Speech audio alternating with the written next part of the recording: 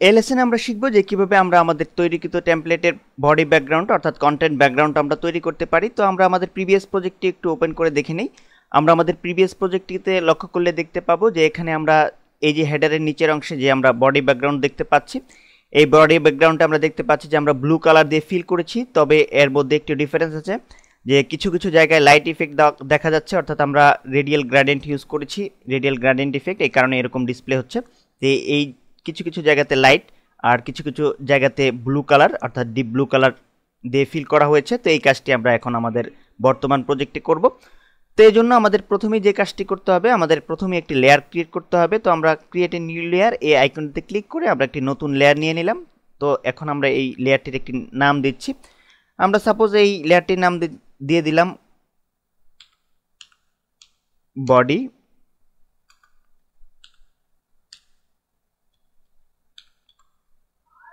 Content.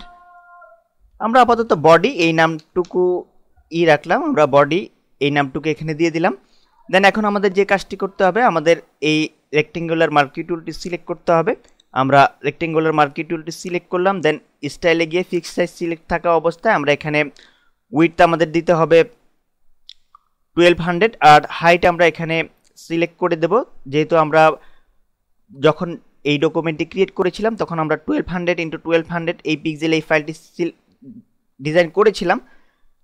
দেন এখন যেহেতু আমরা 1200 পিক্সেলের মধ্যে অলরেডি 120 হাইটের কাজ করে ফেলেছি, অর্থাৎ হেডার পার্টটুকুর অংশ হচ্ছে 120। তো এখন আমরা এখান থেকে 1200 থেকে 120 বাদ দিয়ে বাকি যে সাইজটুকু থাকে অর্থাৎ 1080 আমরা সিলেক্ট করে দিলাম। দেন এখন আমরা আমাদের মূল ডকুমেন্টে আমরা ঠিক হেডারের ঠিক নিচের দিকে ঠিক এই অংশে আমাদের রেক্টেঙ্গুলার মার্কি টুলটি সিলেক্টেড থাকা অবস্থায় আমরা জাস্ট মাউস পয়েন্টার দিয়ে ক্লিক করলে আমরা দেখতে পাচ্ছি যে এখানে আমাদের এই অংশটুকু অর্থাৎ বডি ব্যাকগ্রাউন্ডটুকু আমাদের নির্দিষ্ট মেজারমেন্টে সিলেক্টেড হয়ে গিয়েছে। তো এখন আমাদের যে কাজটি করতে হবে, আমাদের একটি কালার দিয়ে এটিকে ফিল করে দিতে হবে।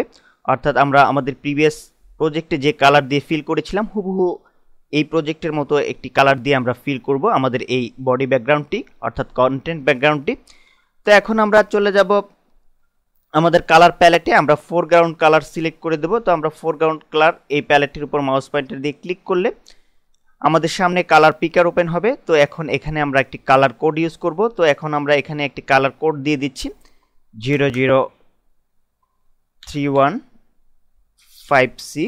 আমরা এই কালারটুকু এখানে দিয়ে দিলাম, এই কালার কোডটুকু এখানে দিয়ে দিলাম 00315C।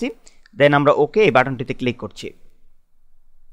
তো আমরা দেখতে পাচ্ছি যে আমাদের কালার প্যালেটে ফোরগ্রাউন্ড কালার অলরেডি এটি চলে এসেছে। তো এখন আমরা ব্যাকগ্রাউন্ড কালার সিলেক্ট করব। তো আমরা পুনরায় এই ব্যাকগ্রাউন্ড কালার এই প্যালেটের মাউস পয়েন্টার দিয়ে ডাবল ক্লিক করব।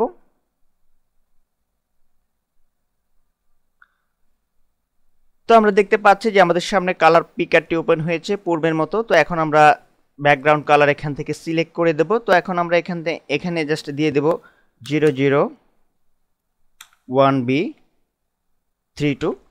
এই কালার কোডটুকু এখানে দিয়ে দিলাম 001B32। দেন আমরা ওকে এই বাটনটিতে আমরা ক্লিক করছি। তো আমরা দেখতে পাচ্ছি যে আমাদের ব্যাকগ্রাউন্ড কালার অলরেডি সেই কালার কোডটি দিয়ে ফিল হয়ে গিয়েছে, অর্থাৎ সে নির্দিষ্ট কালারে ফিল হয়ে গিয়েছে।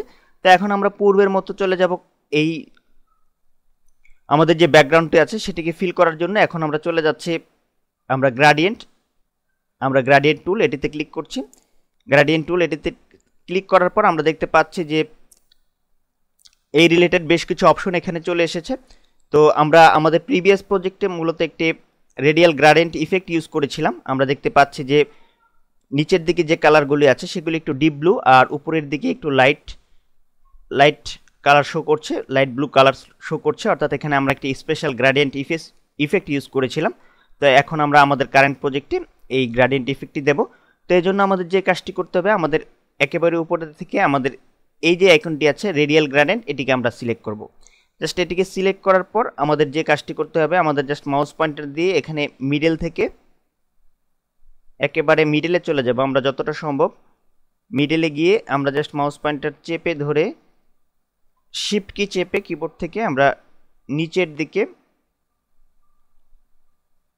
আমরা ড্র্যাগ করে টেনে ধরে ছেড়ে দিলে আমরা দেখতে পাবো যে চমৎকার একটি গ্রেডিয়েন্ট ইফেক্ট আমাদের এই বডির মধ্যে ইমপ্লিমেন্ট হয়েছে। তো আমরা দেখতে পাচ্ছি অলরেডি আমাদের ব্যাকগ্রাউন্ডটি অলরেডি রেডিয়াল গ্রেডিয়েন্ট ইফেক্টের দ্বারা প্রভাবিত হয়েছে, অর্থাৎ অলরেডি একটি রেডিয়াল গ্রেডিয়েন্ট ইফেক্ট আমাদের এই বডিতে ইনক্লুডেড হয়েছে। তো এখন আমরা পূর্বের মতো কিবোর্ড থেকে কন্ট্রোল ডি এই কিটি প্রেস করছি। তো আমরা ডিসিলেক্ট করতে সক্ষম হলাম সাকসেসফুলভাবে। তো আমরা চমৎকারভাবে আমাদের বডি এই ব্যাকগ্রাউন্ডটি আমরা দেখতে পাচ্ছি যে আমরা চমৎকারভাবে একটি গ্রেডিয়েন্ট ইফেক্ট দিয়ে আমরা আমাদের প্রিভিয়াস প্রজেক্টের মতো রূপে রূপান্তরিত করতে সক্ষম হয়েছি। তো পরবর্তী লেসনে আমরা শিখব যে কিভাবে আমরা আমাদের ডকুমেন্টে আমরা গাইড সেটিং করতে পারি।